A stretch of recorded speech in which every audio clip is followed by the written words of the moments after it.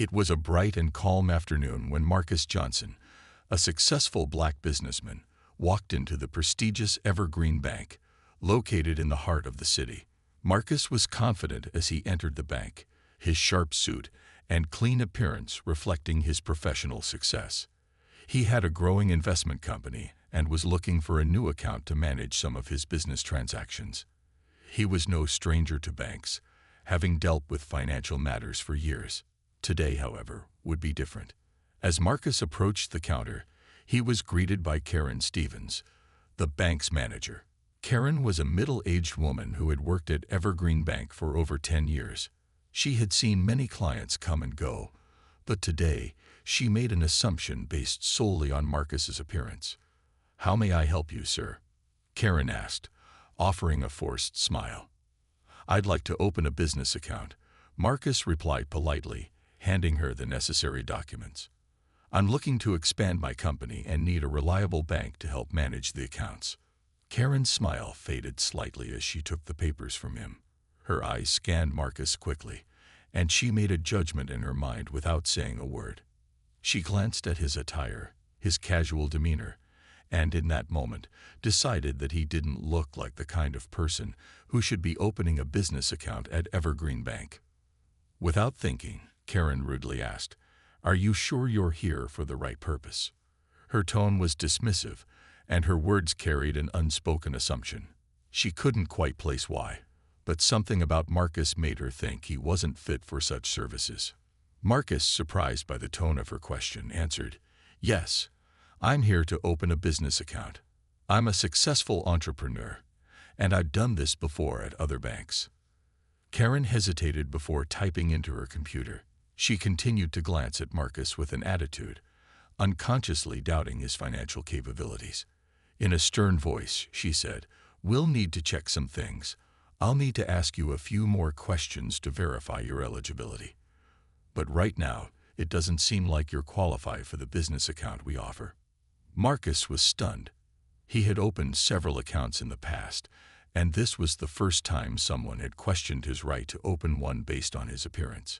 He was trying to remain calm, knowing how easy it could be to lose his temper, but the way Karen was treating him left him no choice but to speak up.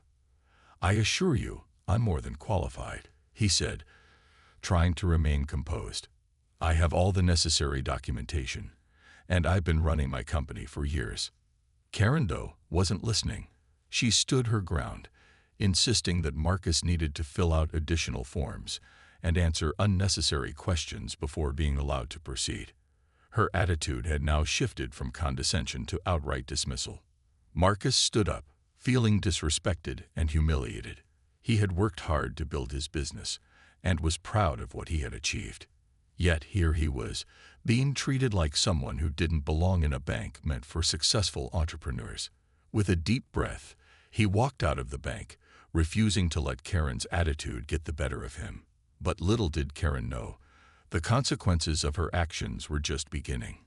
As Marcus stepped into the bright sunlight outside, he couldn't help but feel anger boiling inside him.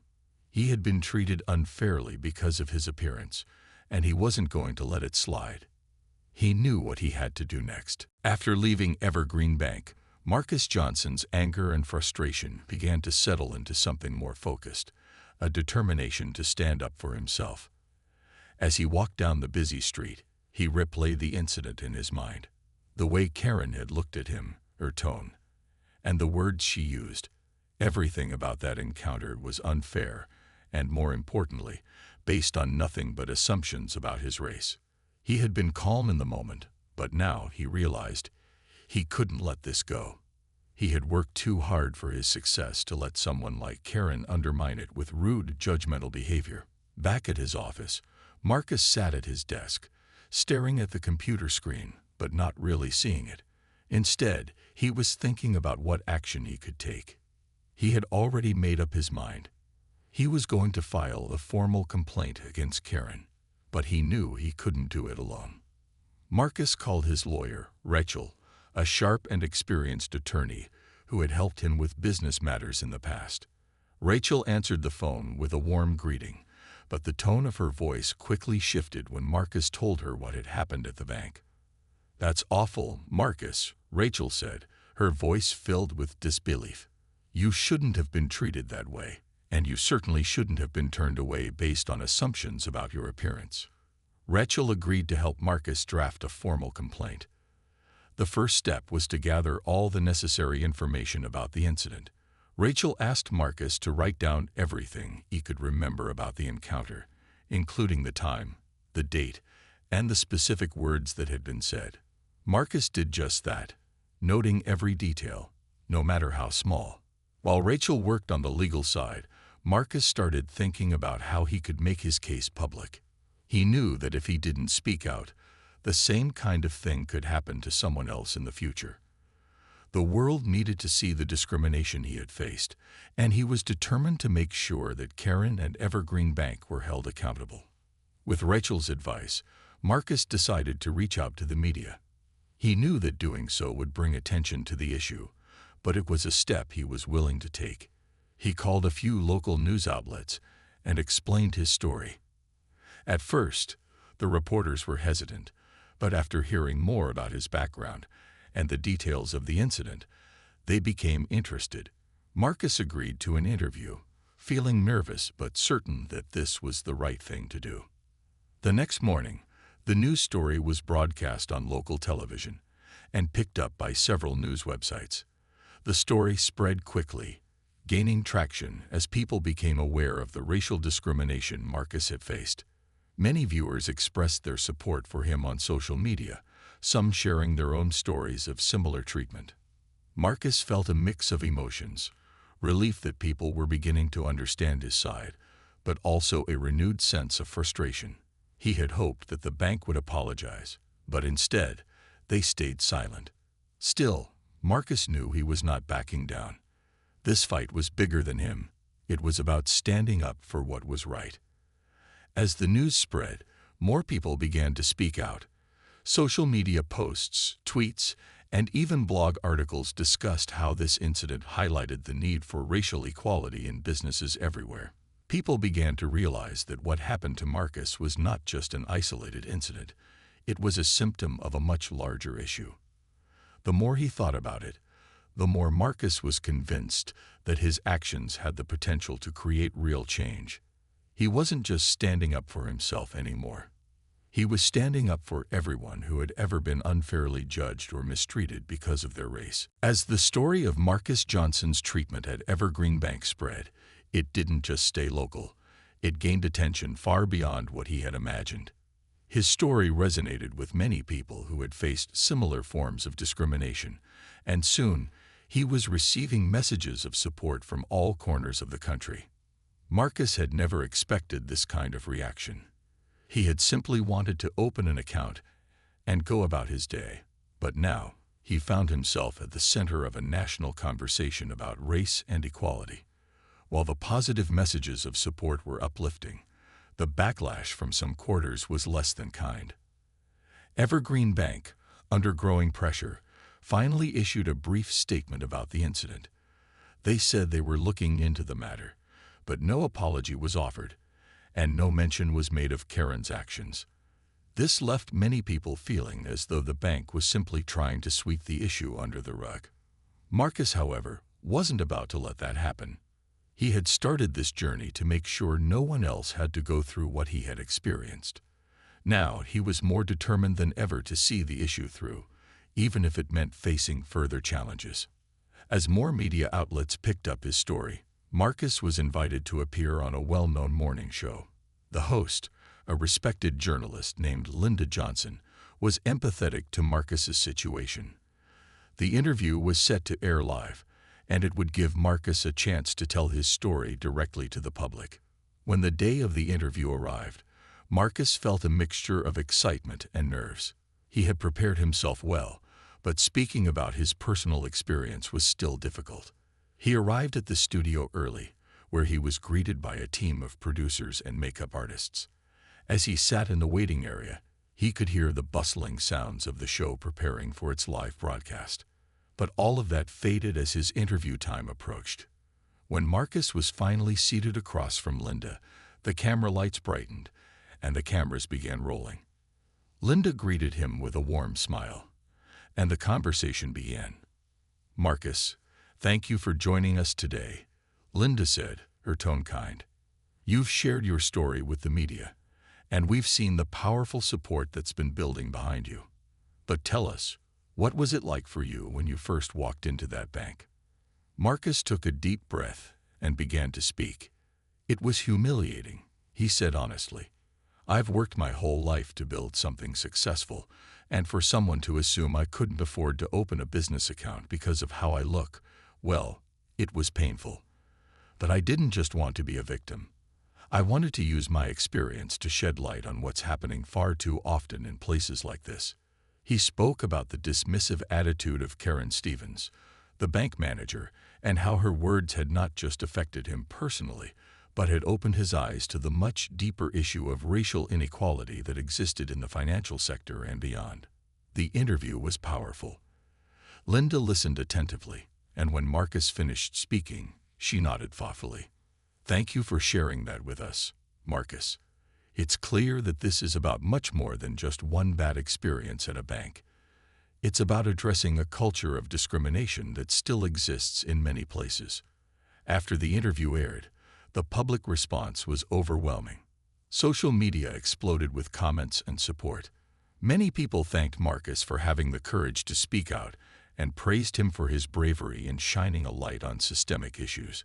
But there were still some who disagreed with him, and they used their platforms to defend the bank and Karen's actions, saying she had simply been following standard procedures. But Marcus wasn't swayed. He knew what was at stake, and he had already made up his mind that this wasn't just about him anymore. It was about making sure that future generations didn't have to endure the same kind of discrimination. The morning after Marcus's powerful interview aired, the world was buzzing with his story.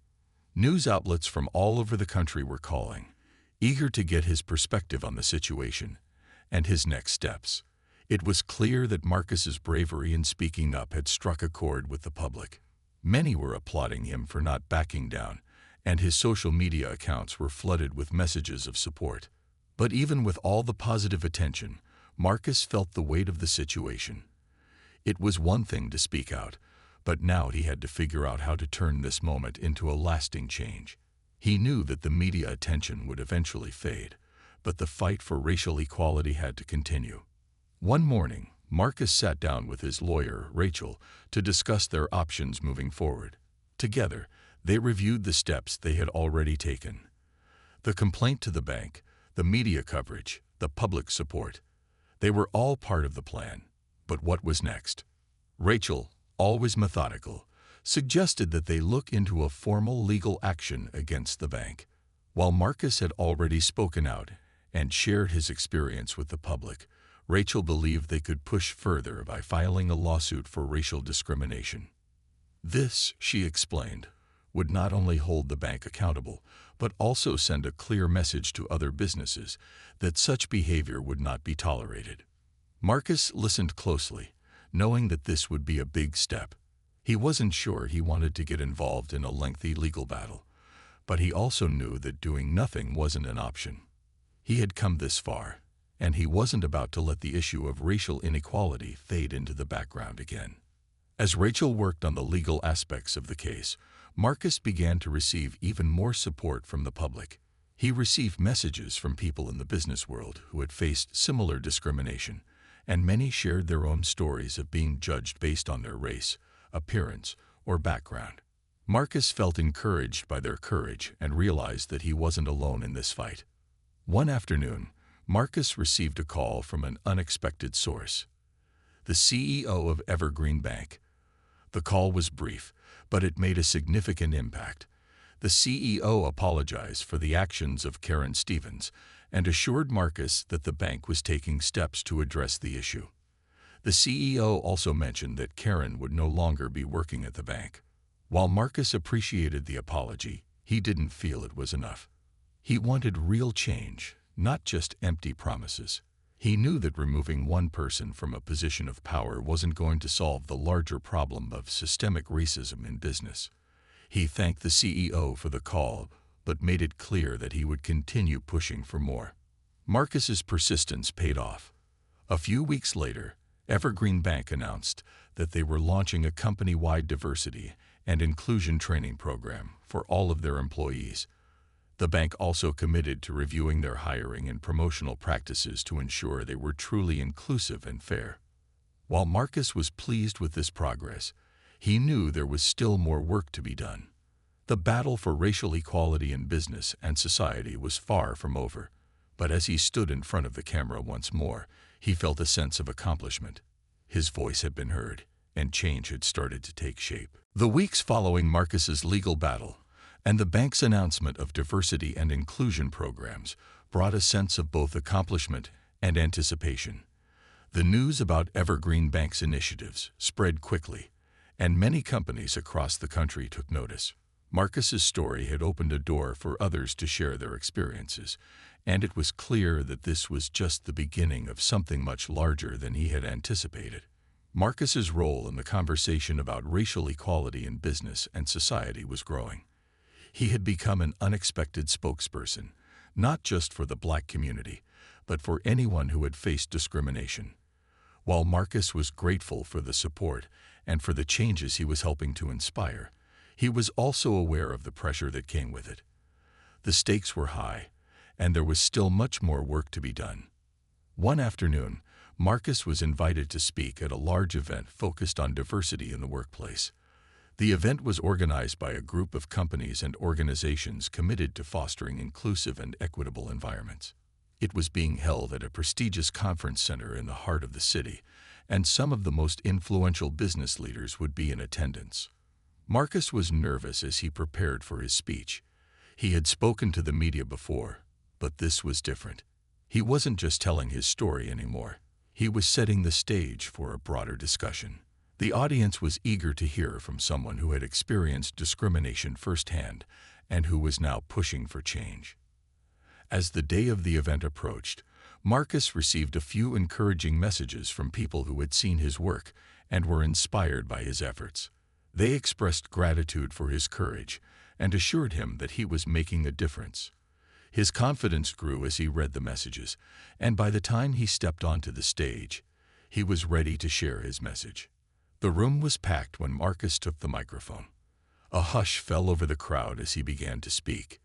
He started by recounting the events at Evergreen Bank, the humiliation he had felt when Karen Stevens had assumed he didn't belong. But as he spoke, Marcus didn't focus on the negative. Instead, he emphasized the power of using one's voice to bring about change, to challenge injustice, and to stand up for what's right. Change doesn't happen when we remain silent, Marcus said, his voice steady and clear. It happens when we speak out, when we refuse to accept the unfair treatment that we know is wrong. I've been fortunate enough to be heard, but so many people still face these challenges every single day. That's why we all have to keep fighting for equality, for justice, and for a world where everyone is treated with dignity. As he spoke, the room nodded in agreement, and there was a sense of unity that Marcus hadn't expected. The audience, made up of business leaders, activists, and individuals who had faced similar challenges, was engaged and inspired by his words. They weren't just listening. They were motivated to take action. After the speech, Marcus was approached by several people who thanked him for his bravery and for bringing the conversation about racial equality to the forefront. Some even offered their support in his future efforts, eager to partner with him on initiatives aimed at creating real change. Marcus left the event feeling empowered. While the road ahead was still long, he had made significant strides. His work wasn't just about his personal experience. It was about helping create a world where future generations wouldn't have to face the same challenges he had endured. He knew that the fight for racial equality would continue, but for the first time, he felt confident that change was possible. After Marcus's speech at the Diversity and Inclusion event, things seemed to take off in ways he hadn't expected. His phone was buzzing constantly, and people he didn't know were reaching out to him. The attention was flattering, but it also brought a sense of responsibility. Marcus was no longer just a man who had been mistreated by a bank. He had become a symbol of hope for many who were still facing discrimination. But with this newfound visibility came even more challenges. More media outlets reached out for interviews, and he was invited to speak at conferences all over the country.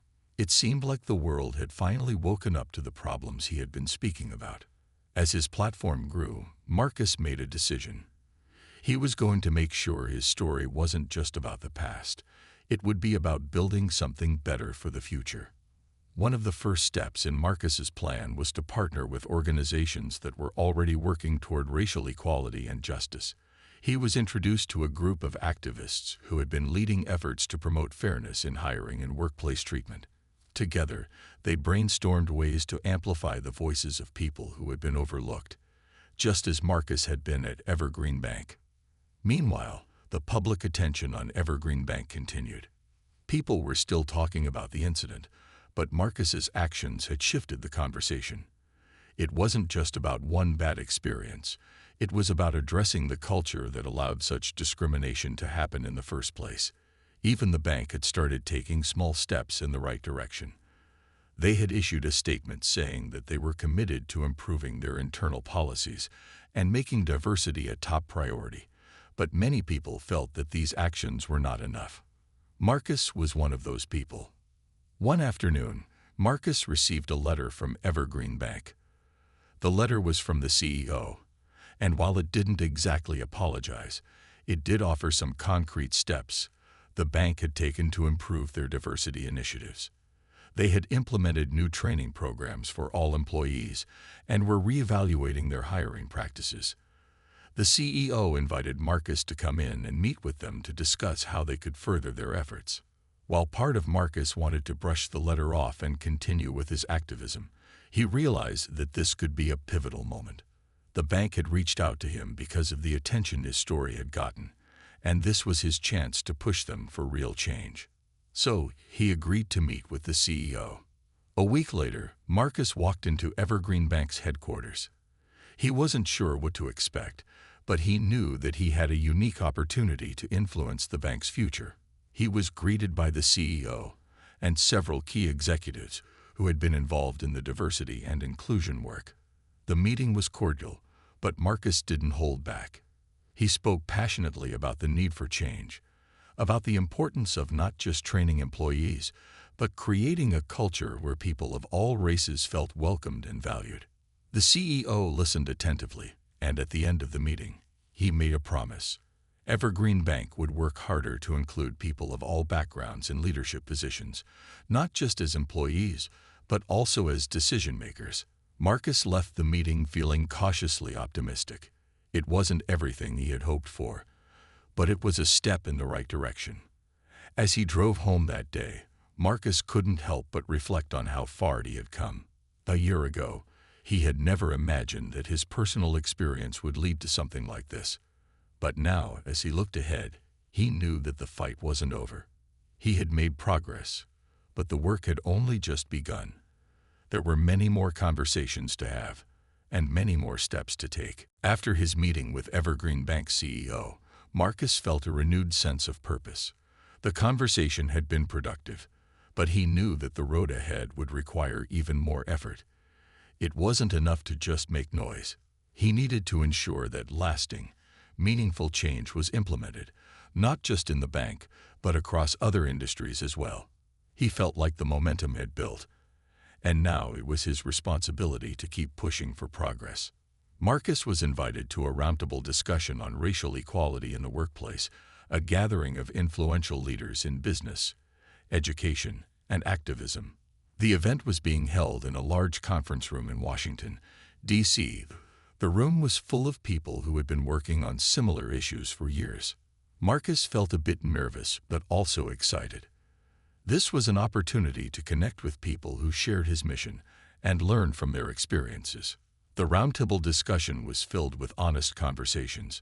People shared stories about their struggles, their successes, and the hurdles they still faced in trying to create equitable workplaces. Marcus spoke about his experience with Evergreen Bank and how it had ignited his passion for making a difference. His words resonated with many in the room, and they began to share their thoughts on how they could work together to create real change. One of the most powerful moments of the day came when a senior executive from a large tech company spoke up. She shared how her company had implemented a new policy that focused on mentorship and career development for underrepresented minorities. This had led to an increase in diversity in leadership positions. The group discussed how they could build on this success and implement similar programs in other sectors. Marcus was particularly inspired by the idea of mentorship. He had always believed that helping others rise through mentorship was a key part of creating long-term change. As the event came to an end, Marcus realized that while one person's voice could spark change, it was the collective action of many that would truly make a difference. The conversation wasn't just about highlighting problems. It was about finding solutions and working together to bring those solutions to life. In the weeks following the roundtable, Marcus kept busy. He received invitations to speak at universities, corporate events, and community gatherings. People wanted to hear his story and learn from his experiences. Although he was grateful for the attention, Marcus knew that his journey was about more than just sharing his story. It was about building a foundation for future generations, creating an environment where people of all races and backgrounds could thrive. His work was also beginning to take on a more personal dimension. Marcus started mentoring young professionals who were passionate about making a difference. He knew that the best way to secure lasting change was to empower others, to teach them how to advocate for themselves and others. It was a fulfilling experience, and Marcus could see the impact his guidance had on those he mentored. As Marcus continued his work, he began to notice small but meaningful changes around him. More businesses were talking about diversity. More individuals were stepping up to speak about their own experiences. The culture was slowly shifting. Marcus knew that there was still much more to do, but he also knew that every step, no matter how small, was a victory. One afternoon, as he sat down with his mentor, a retired civil rights leader, Marcus reflected on how far he had come. His journey had started with a personal experience of discrimination, but it had grown into a movement that was touching the lives of many others. His mentor smiled at him and said, "Your voice has done what it needed to do, Marcus. Now, you must continue to use it for the greater good." Marcus nodded, determined to keep moving forward. The road ahead might be long, but with the support of others and his unwavering commitment, he was ready for whatever came next.